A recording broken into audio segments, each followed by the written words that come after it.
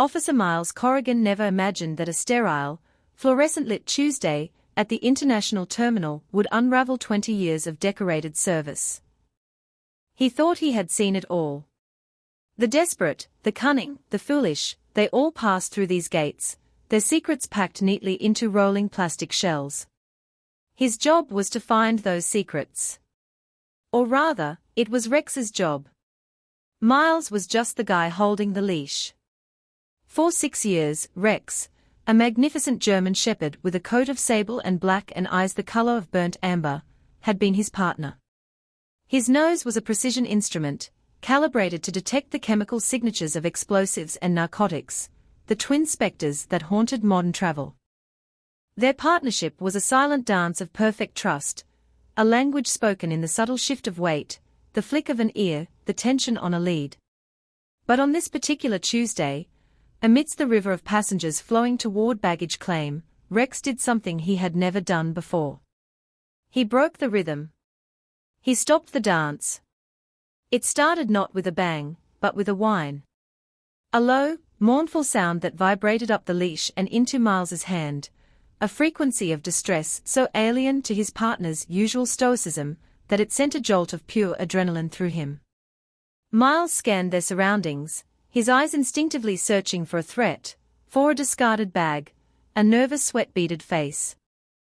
He saw only the mundane chaos of arrival, families embracing, business travelers checking their phones, the weary procession of the jet-lagged. Rex was frozen, his powerful body locked, but it wasn't his trained, passive alert, the calm, disciplined sit that signaled a find. This was different. This was agitated. His tail, usually a confident banner, was tucked low, vibrating with a nervous energy. He pulled against the leash, his nose pointed not at a person, but at the carousel, the black rubber serpent disgorging its endless stream of luggage. A specific piece of luggage. It was a cheap, black canvas suitcase, its corners scuffed and frayed, a testament to a journey far rougher than its owners.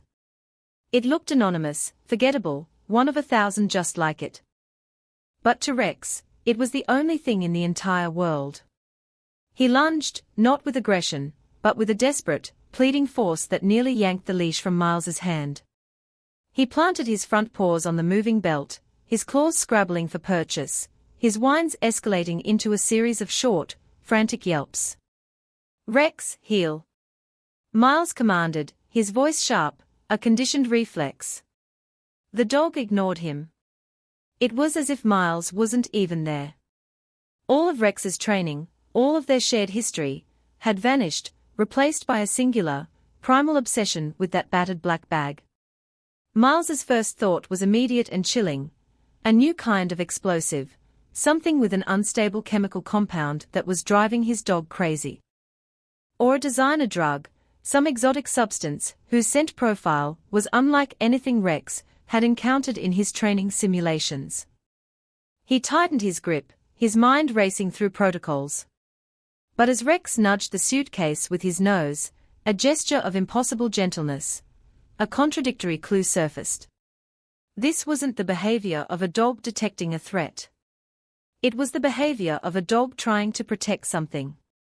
What he would soon discover inside that suitcase would not only leave everyone in the terminal speechless, but would forever redefine his understanding of duty, instinct, and the silent, profound language of loyalty. This was no ordinary contraband search, it was the beginning of a rescue, and he didn't even know it yet. If you believe that some bonds transcend words, that some instincts are truer than any training, then stay with me, because what happened next will restore your faith in the unseen connections that bind us all. The baggage carousel screeched to a halt. The emergency stop button had been slammed by a nearby airport employee, her face a mask of alarm as she stared at the K9 unit. The low hum of the terminal seemed to fade, replaced by a focused, anxious silence. Heads turned. Phones, once glued to ears, were now held aloft, their small dark eyes recording the unfolding drama. Miles felt 100 pairs of eyes on him, a familiar pressure that now felt heavier, more critical. His captain's voice would be in his ear any second, demanding a situation report. Rex, enough. Heel, he tried again, his voice lower, firmer, laced with an urgency that bordered on pleading. He gave the leash a firm tug, the standard correction that would instantly bring Rex to his side. But the dog was a statue of defiance. He whined again, a heartbreaking, high-pitched note, and nudged the suitcase, his wet nose leaving a small, dark print on the worn canvas. He looked back at Miles, his amber eyes wide with an emotion Miles had never seen in him, not focus, not aggression, but a desperate, intelligent appeal. You have to understand, his gaze seemed to say. This is important. Miles's mind was a whirlwind of conflicting data. Years of training screamed that this was a break in discipline. A catastrophic failure. A dog that didn't respond to a handler's command in a potential threat scenario was a liability. His career, and Rex's, could be over in this single moment of disobedience. His captain, Eva Rostova, was a stickler for the book. She saw the K9 units as effective tools, but tools nonetheless. A faulty tool was a useless one. But then there was the other part of him, the part that had spent 6 years living and breathing with this animal. He knew Rex's every mood, every signal. He knew the low growl that meant uncertainty, the excited yip for a favorite toy, the contented sigh at the end of a long shift.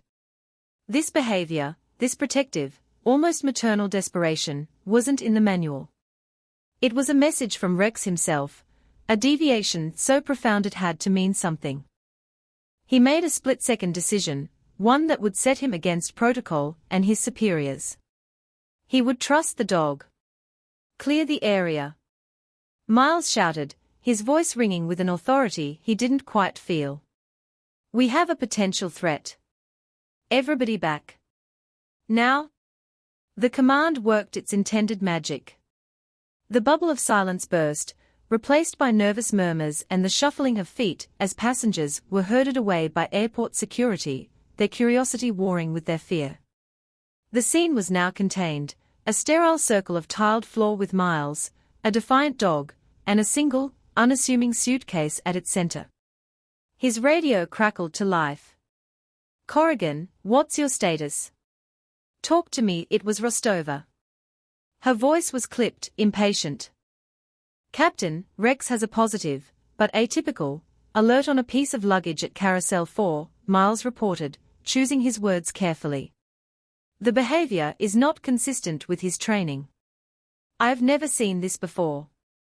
Recommending a full bomb squad workup, but we need to be careful. There was a pause. He could almost hear her frowning. Atypical.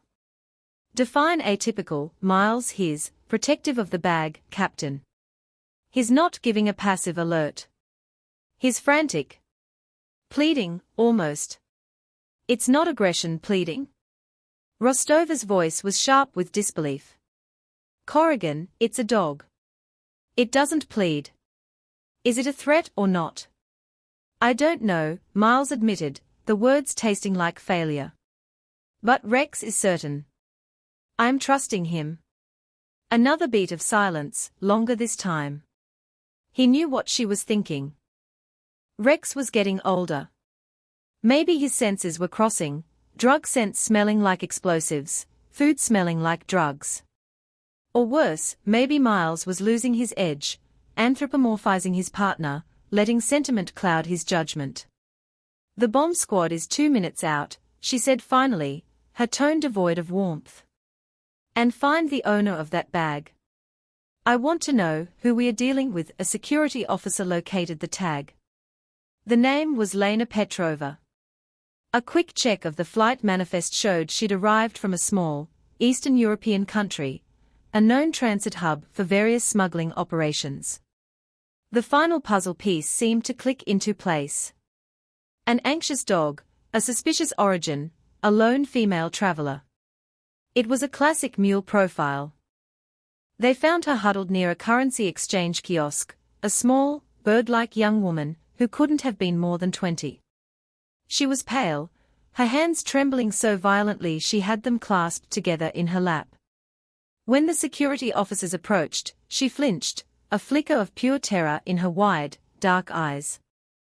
She looked less like a hardened criminal and more like a cornered animal.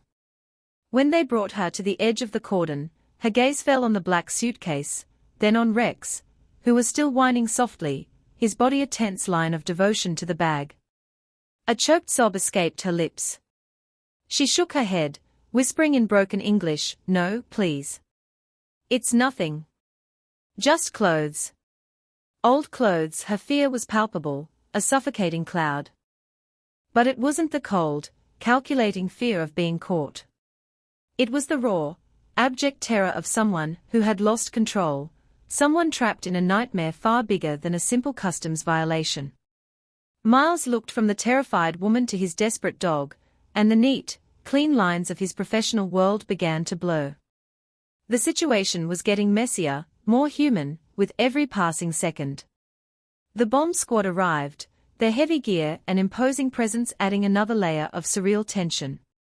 The lead technician, a man named Garcia whom Miles had worked with dozens of times, approached him. "What have you got for me, Miles?" Miles explained the dog's bizarre behavior. Garcia nodded, his eyes serious. "Unstable compound, maybe. Some of domicile-made stuff from Eastern Europe can be real unpredictable. Can you get your dog clear?" Miles looked at Rex. "Rex, away," he commanded, his voice gentle but firm. "Let them work." For the first time, Rex complied, but reluctantly. He backed away, step by painstaking step, his gaze never leaving the suitcase. He sat at Miles's side, but he was coiled like a spring, a low, continuous whine rumbling in his chest. The technician deployed the portable X-ray scanner, a sleek, modern device designed to peer into secrets. The image that appeared on his tablet was a cluttered mess of shapes. Clothes, a pair of shoes, a small rectangular object. Nothing that looked like a conventional explosive device. No dense metallic components, Garcia reported, his voice echoing in their headsets. No power source, no initiator. "I'm not seeing a bomb, Miles. What about chemical traces?" Miles asked, his own confusion deepening. Could it be a chemical agent? They ran a swab, feeding it into a sophisticated trace detector. The machine hummed for a moment, then beeped. Negative. No explosives. No narcotics. Nothing. The machine declared the bag safe. Innocent. Just a collection of ordinary items belonging to a nervous young woman. Captain Rostova's voice was instantly in his ear, sharp and laced with an "I told you so" edge. Negative on all counts, Corrigan. Stand Rex down. The dog gave a false alert. We'll be filing a report on his performance. Get that lane open. A false alert. The words hung in the air, a formal indictment of his partner, of his own judgment. But Miles looked down at Rex. The dog was trembling, his whine more insistent than ever. He was staring at the suitcase with an expression of such profound, unyielding certainty that it defied all technological evidence. The machine said the bag was empty of threats.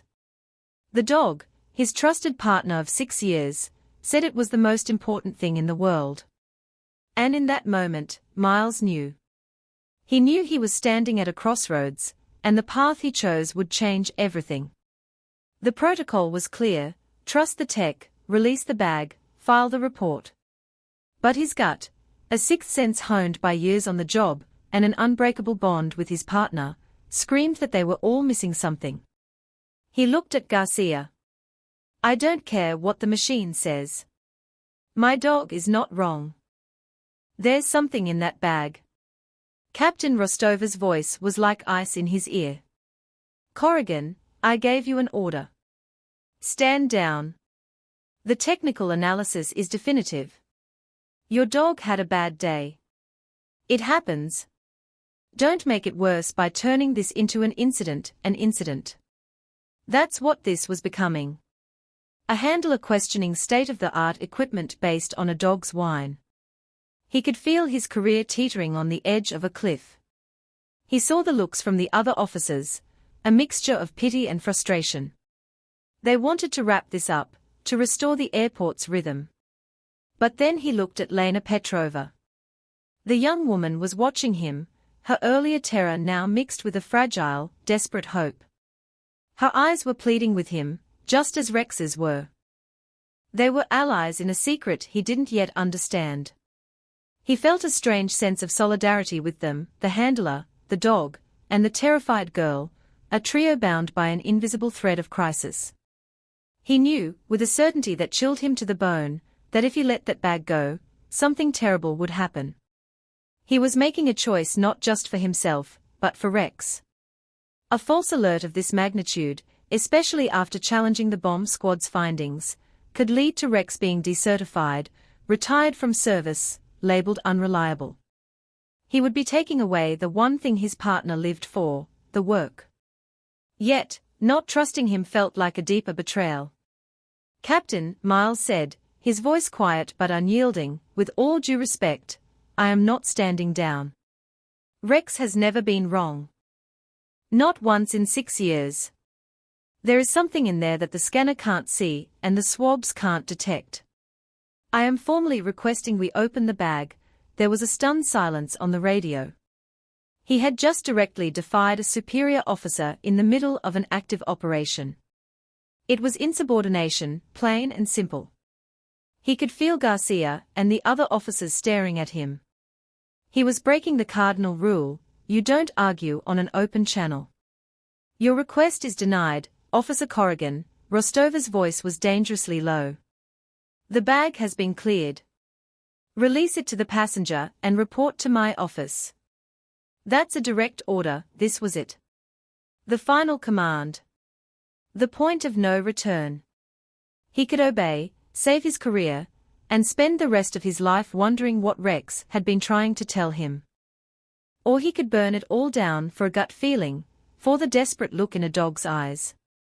He looked down at Rex, who nudged his hand, whining softly, as if sensing his handler's turmoil. The dog was putting his absolute faith in Miles. How could he not return it? He switched off his radio. The sudden silence was a declaration of war. He turned to Garcia. "I'm opening it. You can report me, you can tackle me, but I'm not letting that bag leave this terminal." Garcia stared at him, his expression unreadable. He'd known Miles for years. He'd seen Rex in action. He knew their record. He glanced at the trembling girl, then back at the insistent dog. He let out a slow breath.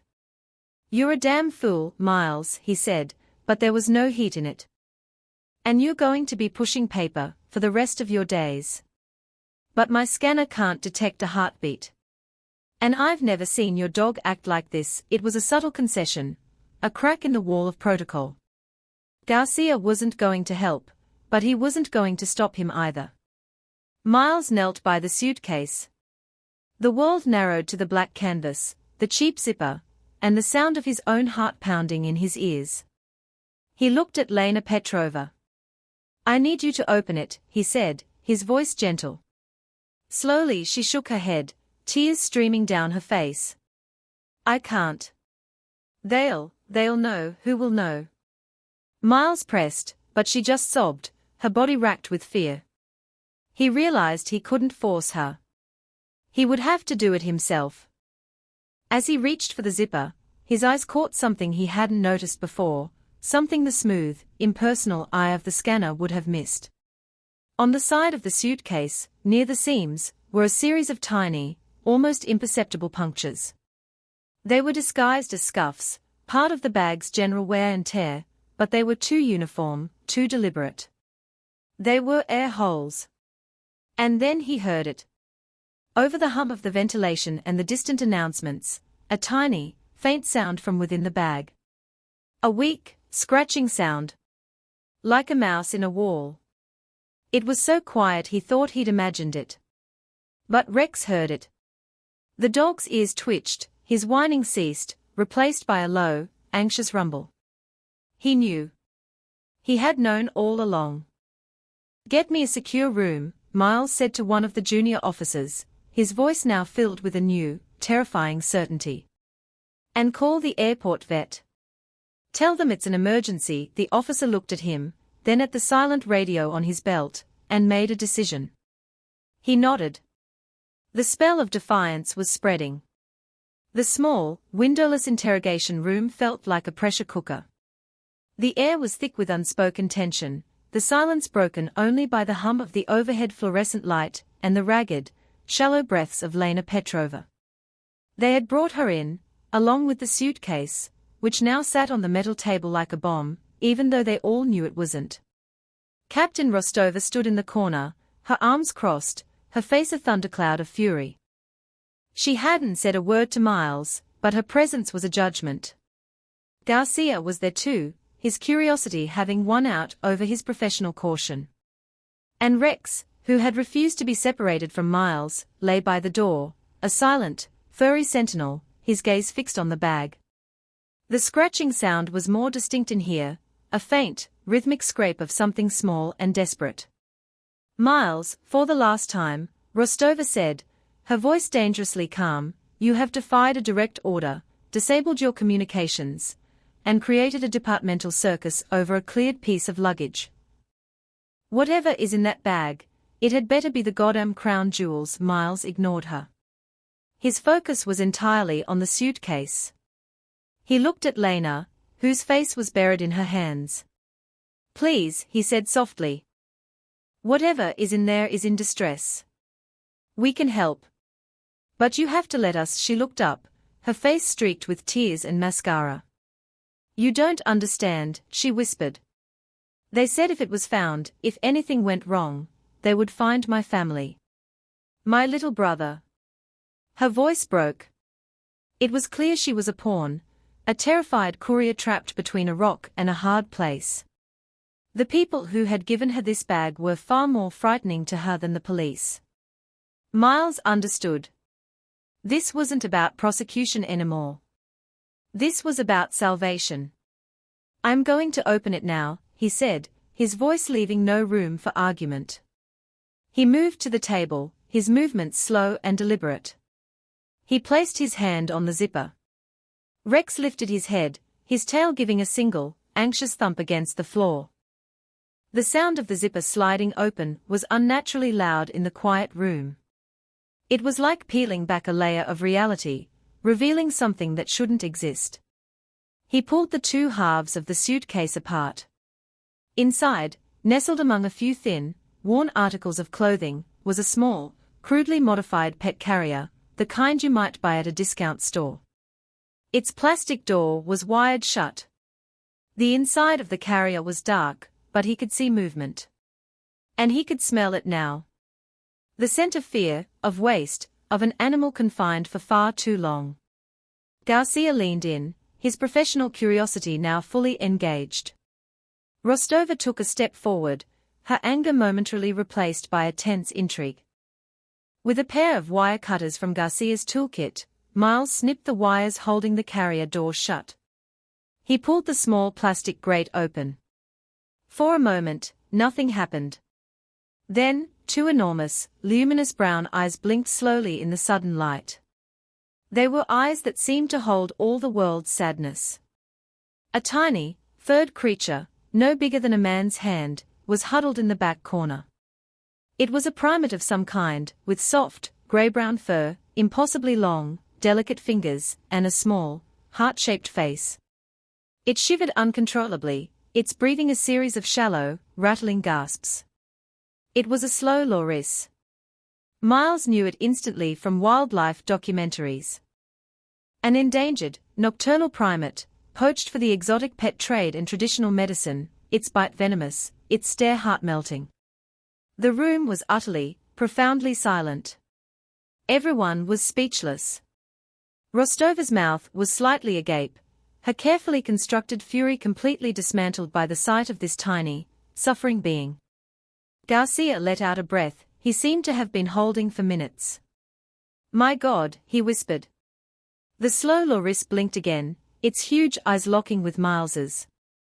It was too weak to move, too terrified to even make a sound.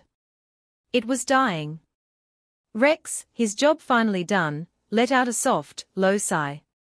He laid his head down on his paws, the tension finally leaving his body. He hadn't been alerting to a bomb. He hadn't been alerting to drugs. He had been alerting to a life. A fragile, fading heartbeat, a scent of suffering so potent that it had overridden every ounce of his conditioning. He had not failed his training, he had transcended it. He had been pleading, just as Miles had said. Pleading for them to save this life. The silence was broken by a heart-wrenching sob from Lena. They took out its teeth, she cried, her voice muffled by her hands. They use pliers. So it cannot bite. The journey, it was so long. It would not eat, the horror of her words landed like a physical blow. The creature's primary defense, its venomous bite, had been brutally ripped away. It was defenseless, mutilated, and now starving and dehydrated in a dark box. A wave of cold fury washed over Miles, eclipsing his fear for his career, his conflict with his captain, everything. This was not contraband. This was a victim. A victim of unimaginable cruelty. He gently reached into the carrier. The loris flinched, a pathetic, weak movement. "It's okay," Miles whispered, the words feeling clumsy, inadequate. "It's okay. We've got you." He carefully scooped the tiny, feather-light creature into his hands. It was limp, its fur matted.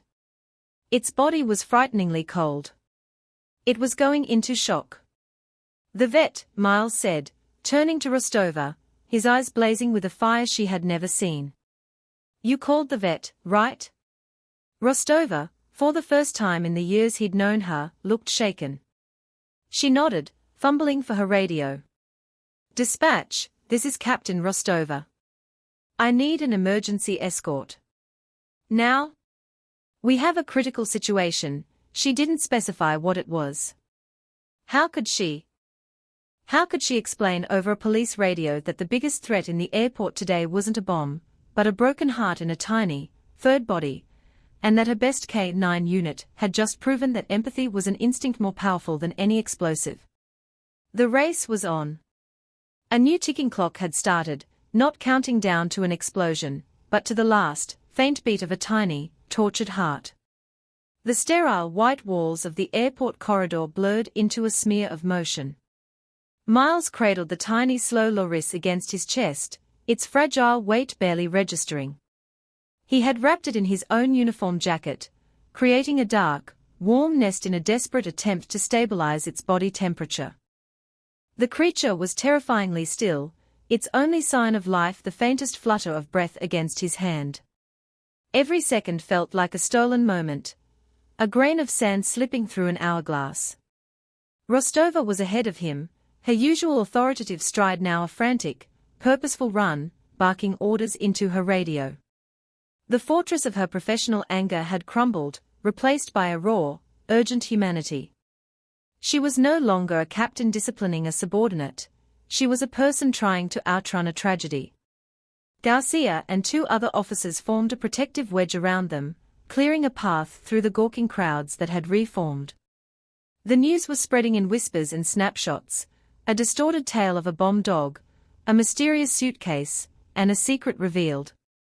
They burst through the emergency exit doors into the jarring brightness of the afternoon. The air, thick with the smell of jet fuel, felt alive compared to the recycled atmosphere of the terminal.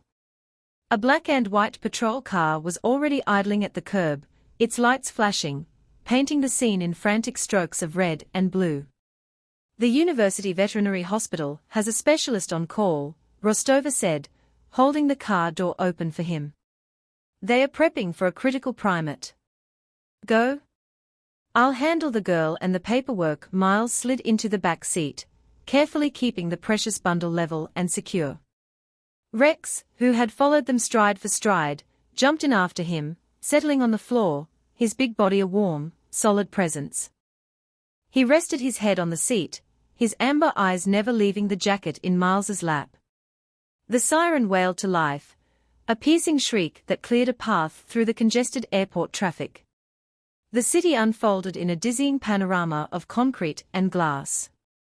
Miles looked down at the jacket. He could feel the slight vibration of the lorises shivering. It was still alive. Barely.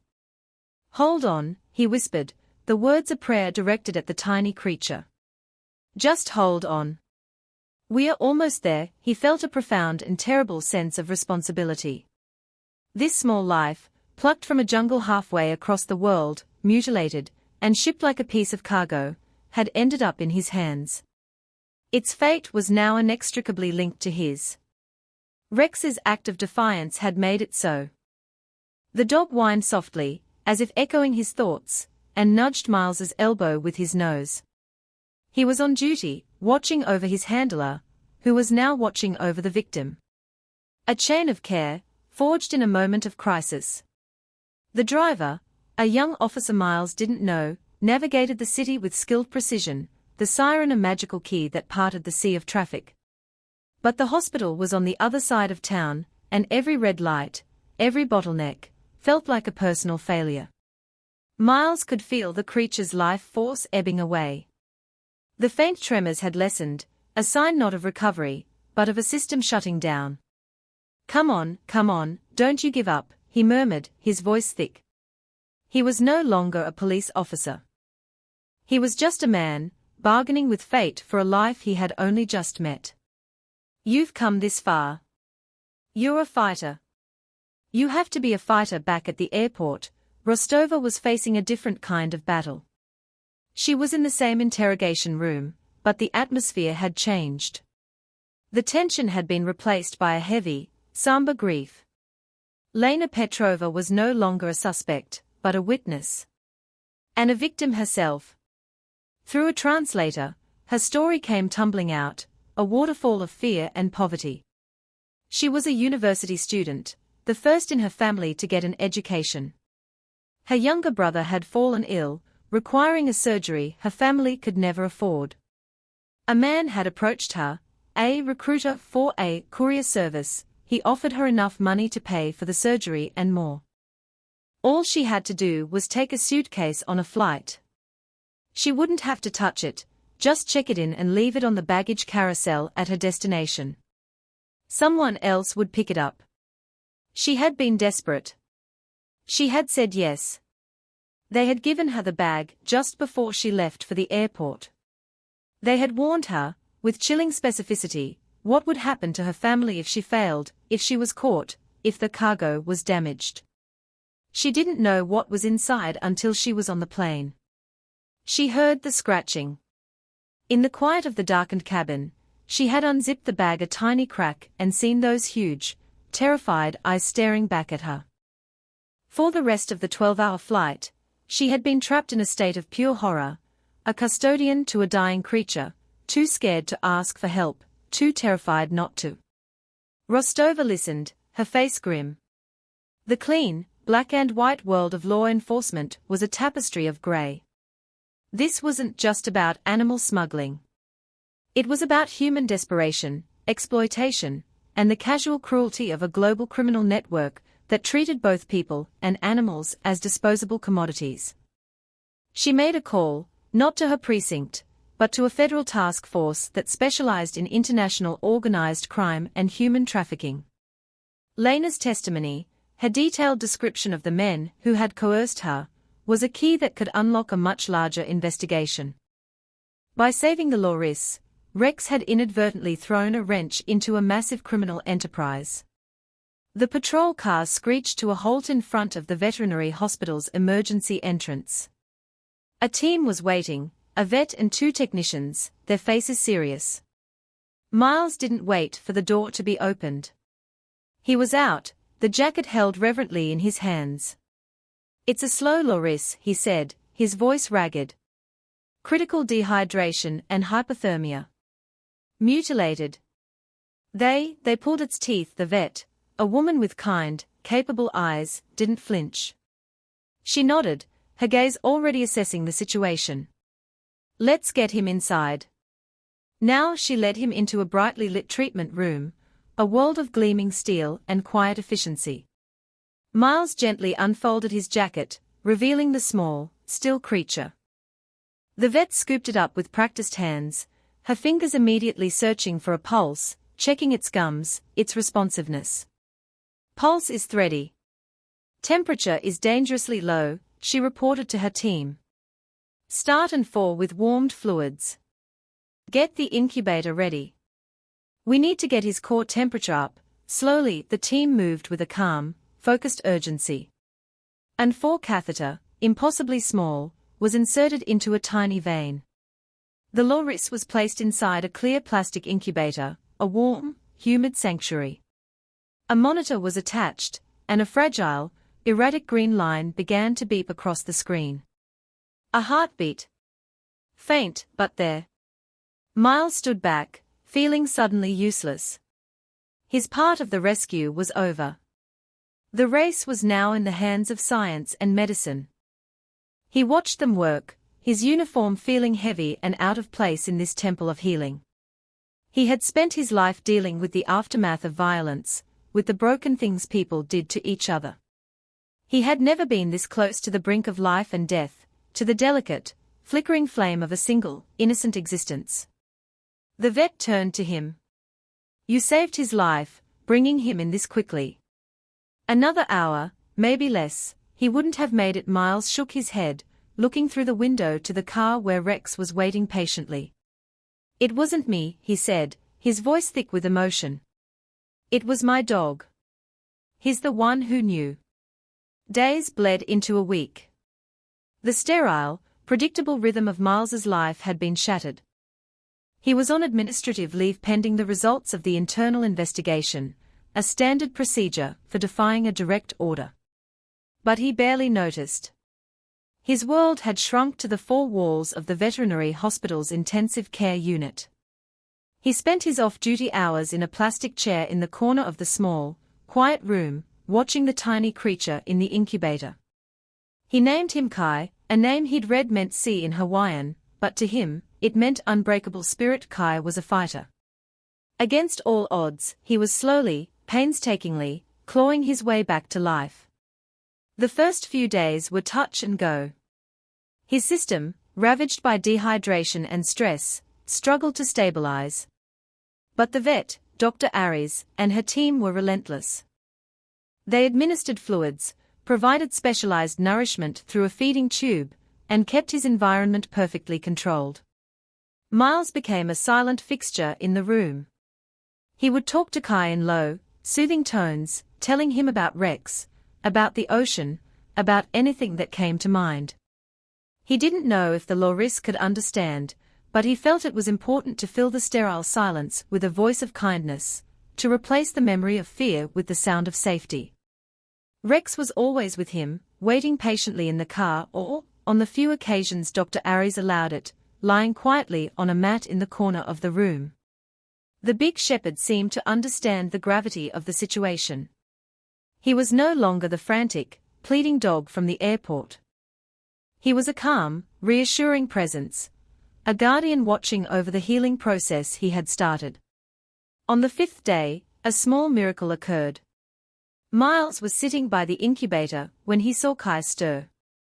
The loris, whose movements had been sluggish and weak, slowly lifted a delicate, long-fingered hand and pressed it against the clear plastic wall, right where Miles's hand rested on the other side. It was a gesture of acknowledgement, of connection. A silent, profound thank you. Tears welled in Miles's eyes.